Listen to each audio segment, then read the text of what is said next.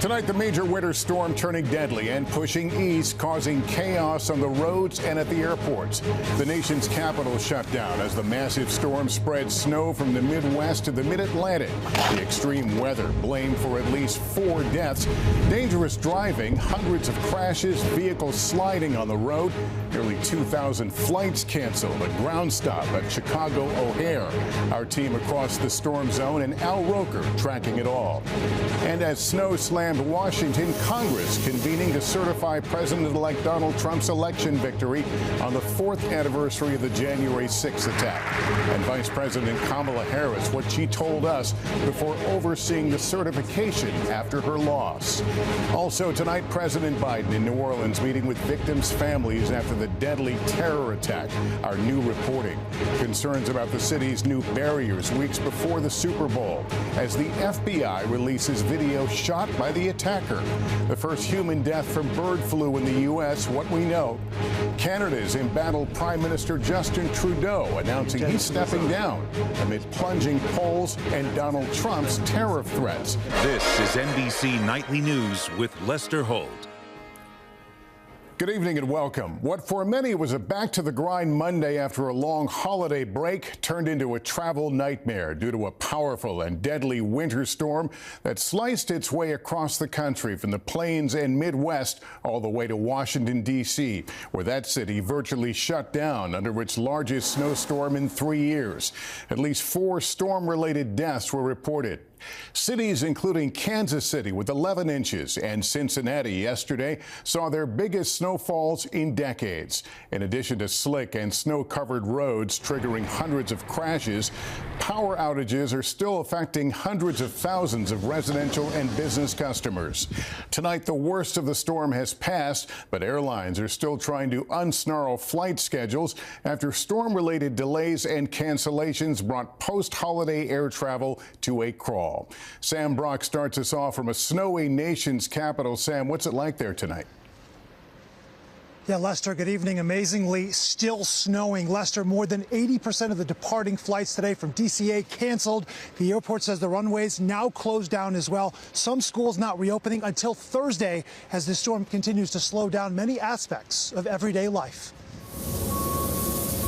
Tonight, a bout of Arctic blast blanketing D.C. with more than a half-foot of snowfall, leading to serious safety hazards on the roads, like this crash today on the Beltway involving 4 vehicles, including a dump truck, a reminder of the rarity and danger of the system. We haven't had snow like this really in memory. I mean, this is the most at one time that I've ever seen since living here. Even as the snow also freezes activity into the city. No people, no trucks, no cars, and a lot of empty space. It's kind of weird. Yeah. The sprawling storm disrupting travel. Around 2,000 flights have been canceled and more than 6,000 delayed nationwide. This morning in Chicago, a ground stop at O'Hare Airport, and Kansas City International clocking 11 inches of snow just on Sunday, its 4th largest snowfall since 1888. At Reagan National, passengers hoping to get where they're going soon. I heard about the storm, but I didn't think it was going to be an effect. The dangerous conditions across the country's midsection causing at least 4 weather-related deaths. Kentucky's governor urging residents to take caution. The most important thing that people can do today is to stay home and to stay safe. The heavy snow burying cars. NBC's Maggie Vespa is in Kansas City, Missouri. The roads here are an absolute mess. I mean, these cars clearly haven't moved since snow started falling. And officials here in Kansas City say cleanup could take days. The severe weather also causing 300,000 customers from Virginia to Illinois to lose power. The snow shutting schools down across the country.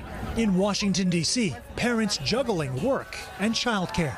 You think you could keep this up with your kids? Oh, God. I mean, I am emotionally prepared to have it go through Wednesday. In a city normally defined by movement and chaos, Mother Nature hitting pause on almost everything. And Sam, some of the dangers we've been seeing aren't over yet. Well, Lester, bitterly cold air is going to grip the eastern half of the country. Temperatures plunging 10 to 25 degrees below normal. That deep freeze expected to last for days. All right, Lester? Sam, thanks. Let's talk about that deep freeze. Al Roker is here. What are you looking at? All right, well, right now, Lester, as we take a look, you can see the remnants of that snow still coming across Washington, D.C. That's just about done. As Sam mentioned, 10 to 25 degree below average temperatures tomorrow, right into the weekend. Wind chills, low single digits from Sioux Falls into the low 20s into the midsection of the country. And then we've got a second storm coming. It's going to move out of the Gulf, out into the Atlantic. Right now, what we're looking at from Thursday to Saturday, a widespread area from the mid-Atlantic down to the south with heavier snow, ice in the mid-Mississippi River Valley, strong storms down through the Gulf. The model's not quite sure right now, Lester, but we could be looking at a major snow impact event going into the weekend. All right, Al, thanks very much. At the U.S. Capitol, it was a far different scene from January 6, 4 years ago. The snow, as you just saw, but also Congress quickly certifying President-elect Trump's Electoral College victory without the violence of 4 years ago. Here's Garrett Haig. Tonight, in a joint session lasting just 40 minutes, Congress counting state electoral votes. Donald J. Trump of the state of Florida received 30 votes for president. Certifying the sweeping election victory of President-elect Donald Trump, who takes office as the 47th commander-in-chief. As president of the Senate, Vice President Kamala Harris overseeing the certification of her own defeat. Donald J. Trump of the state of Florida has received 312 votes. Kamala D. Harris of the state of California has received 226 votes. Vice President-elect J.D. Vance sitting in the front row. We spoke to Harris on the way into the ceremony. What should people take away from today? The only disruption, a snowstorm blanketing the Capitol, a stark departure from the violence 4 years ago when a mob of Trump supporters attacked the Capitol, delaying the count for hours. A deadly riot where many were also injured, including Capitol Police Sergeant Aquilino Ganell. Many of my colleagues were injured, losing to the point of even losing eyes. And these are the type of people that Donald Trump and his ally are trying to pardon. Candidate Trump regularly downplayed the violence and his role. But that was a day of love. And repeatedly suggested he might pardon some or all of the more than 1,200 people who pleaded guilty to or were convicted of crimes involving January 6th. Those people have suffered long and hard. And there may be some exceptions to it. I have to look. President Biden, who campaigned on a claim Trump was a threat to democracy, was asked last night if he still holds that view. I think what he did was a genuine threat to democracy. I'm hopeful that we're beyond that. And Garrett, there's also a headline today involving former Trump attorney Rudy Giuliani. That's right, Lester. A New York judge holding Giuliani in contempt of court for failing to turn over information to the two Georgia election workers who won a $148 million defamation case against him. The judge saying he would decide on appropriate sanctions for Giuliani at a later date. Lester? All right, Garrett Haig, thank you. President Biden and First Lady Jill Biden are in New Orleans tonight, 5 days after the truck attack that killed 14 people. And there are still more questions about safety in the French Quarter. Jesse Kirsch now with late details. Tonight, President Biden and the First Lady in New Orleans visiting the growing memorial on Bourbon Street as his administration promises more federal resources to protect the city. The White House saying next month's Mardi Gras celebrations will now have support comparable to the Super Bowl. I've directed my team to make every resource available to federal, state, and local law enforcement to complete this investigation quickly and do whatever else we can. The announcement comes as NBC News has learned from the company that makes the new bollard barriers being installed on Bourbon Street ahead of the Super Bowl that they're only guaranteed to stop cars going a maximum of 10 miles per hour. Some experts say that's not nearly enough. They, hit the gas instead of the brake and they roll into the bollard. That's what that's designed for. It's not designed to stop a ramming attack like we saw on New Year's Eve. New Orleans' mayor now says she wants a tactical expert to review the city's safety plans. The city of New Orleans will always remain focused on improving public safety measures. No doubt about that. Meanwhile, federal investigators revealing Shamsuddin Jabbar visited New Orleans at least twice in the months before his deadly rampage. The FBI releasing this blurred video from October, which they say Jabbar recorded with smart glasses while riding a bike through the French Quarter. Jabbar also seen looking at himself in the mirror to test the glasses authorities say he was also wearing during the attack. Investigators also releasing this new video of his movements. At 1:53 a.m., he plants the first cooler containing an explosive device. At 2:20 a.m., Jabbar planted the second bomb. 55 minutes later, they say he rammed the truck down Bourbon Street. The explosives never detonated. Still, 14 people were killed. Tonight at the city's iconic cathedral, their families, the community, and the president gathering to honor the lives lost. And Jesse, another test for New Orleans, the beginning of Carnival season. That's right, Lester. 2 parades are planned for tonight around the French Quarter, helping kick off Carnival, which is the season leading up to Mardi Gras. All of this as Louisiana's Attorney General now says she's ordered a review of security plans from New Year's Eve in New Orleans. Lester. Jesse Kirsch tonight, thank you. We're going to turn now to growing concerns over the bird flu. One state now reporting the first death in the U.S.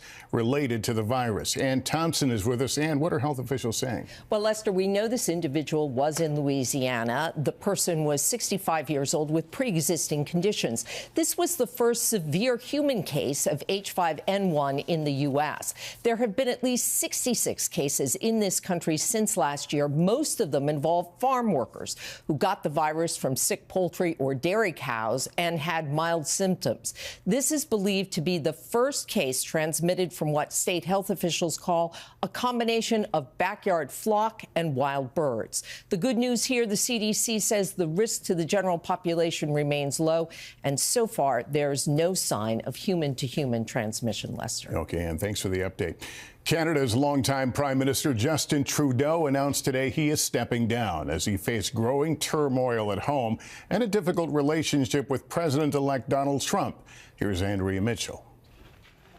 Tonight, deeply unpopular at home because of soaring prices and ridiculed by President-elect Trump, Canada's Prime Minister Justin Trudeau bowing out. I intend to resign as party leader, as Prime Minister, after the party selects its next leader through a robust, nationwide, competitive process. The son of a popular Prime Minister, Trudeau's movie star looks and photogenic young family made him an international star. But in recent years, he was criticized for inflation and immigration. 3 weeks ago, his closest advisor, the Deputy Prime Minister, resigned. And it has become clear to me that if I'm having to fight internal battles, I cannot be the best option in that election. A final blow, tension with President-elect Trump, who threatened Canada with 25% tariffs. Despite Trudeau rushing to Mar-a-Lago to appease him, Trump blamed Canada for fentanyl and undocumented immigrants crossing the border, and Canada's trade advantage with the U.S., mocking him on Truth Social as a governor. Posting today, many people in Canada love being the 51st state. What's the impact of having a leadership crisis in Canada? I actually think it probably smooths the relationship, since clearly Donald Trump and Justin Trudeau were not on the same page. Trudeau will still be Prime Minister for a few months of Trump's presidency while Canada decides how to replace him. Lester. Andrea, thank you. In 60 seconds, a new study raising more questions about the effect of fluoride on kids' IQs. Why many dentists disagree with the findings when we come back.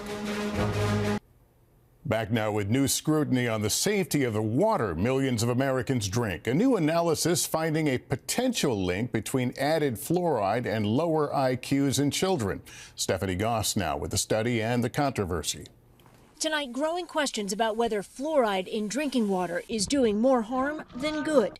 A report published today in JAMA Pediatrics concludes there is a statistically significant association between higher fluoride exposure and lower IQ scores in children.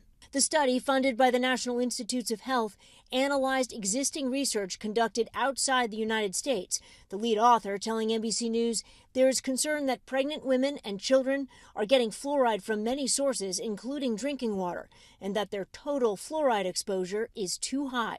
The research is being criticized by many in the public health community. 52 of the 74 studies it looked at are rated low quality, according to the authors themselves. The conclusions based on fluoride levels more than double what's recommended for drinking water in the U.S. The ongoing benefits of community water fluoridation at this time strongly outweigh the flawed analyses that are presented in this paper that's just being published. Superior fluoride toothpaste. Fluoride has been added to U.S. drinking water since the 40s. More than 70% of Americans get it in their taps.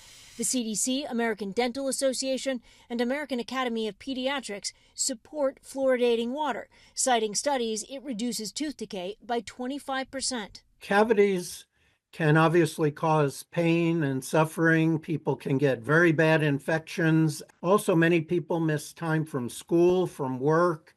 The issue is getting growing attention because of new research and recent public comments by RFK Jr., Donald Trump's choice to lead HHS, who wrote on social media, "The Trump White House will advise all U.S. water systems to remove fluoride from public water." In an editorial in JAMA Pediatrics, Dr. Bruce Lamphere says today's study shows it is time to reassess fluoride in drinking water. The conclusions are sufficient to raise serious questions about fluoride's toxicity to the developing brain. That means we need to pause. We need to give ourselves a chance to look at this evidence fresh. Stephanie, these studies were all done outside the U.S. Is there anything being studied currently in the U.S.? Yeah, there is. Researchers at UNC Chapel Hill are studying babies, some who are drinking fluoridated water, some who are not.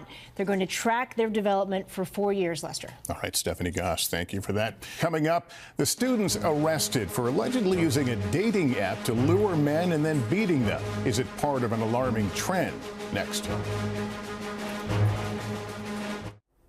Some college students in Massachusetts are accused of taking part in what may be a disturbing social media scheme, enticing a man to campus and attacking him, then falsely telling police he's a sexual predator. Here's Liz Kreutz. In Worcester, Massachusetts, authorities arrested 6 college students who they say lured a man to campus using a dating app, where he was then chased down by a group of 25 people, assaulted, and falsely accused of being a sexual offender. The ploy, police say, inspired by a social media fad that they say may be based on the former NBC TV series To Catch a Predator. You see on social media all the time, but you would never expect it to happen, right next to you, right in your own school. It happened at Assumption University, where in court documents, police say a man was invited to campus by an 18-year-old student who used her real profile on the dating app Tinder. Authorities say when he arrived, the man, whose family says is 22, said he and his alleged date were watching a baseball game in the student lounge when the mob appeared and began calling him a pedophile and accusing him of liking sex with 17-year-old girls. The man told police the group chased him to his car, where they punched him in the head and slammed his car door on him. He got away and called police, who say surveillance video shows the group of students, many of whom were filming the incident on their phones, laughing and high-fiving with each other. In a statement, the Catholic University calling the behavior abhorrent and that they have launched an immediate and thorough investigation. But the incident not isolated. 11 teenagers in Mount Prospect, Illinois have also been charged after police say last year 2 men were allegedly lured and beaten after arranging to meet up with a person using a dating app. Authorities saying some of the teens got the idea through a viral social media trend they saw online. And now at Assumption University, charges against the students range from kidnapping to intimidation and assault and battery with a deadly weapon. They are set to be arraigned later this month. Lester. All right, Liz Kreutz, thank you. That's Nightly News, and we leave you on this snowy Monday here in the East with the pandas of the National Zoo enjoying the winter weather. Thank you for watching. I'm Lester Holt. Please take care of yourself and each other. Good night.